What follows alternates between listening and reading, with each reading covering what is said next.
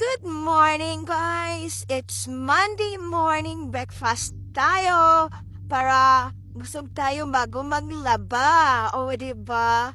Scrambled egg with ketchup and cheese with milk and coffee. Tara, guys, let's do it!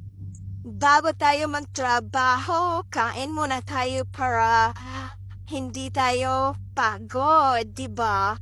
So, yan lang ang breakfast ko, guys. Now, maglalaban ako.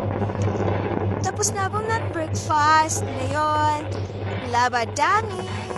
But it's okay kasi ano lang siya, easy way lang siya. Ilagay ko dyan sa unang machine para mag-wash. Tapos, pwede na siya. Pagkatapos, dry na. Pagkuha mo niyan, ma-stop na siya. Nakalaban na, nakatry na. Ito naman ay para sa mga basahan ko lang siya. Ito washing. Ito naman is for the dryer sa mga bedsheet. Yun. Dami akong washing machine.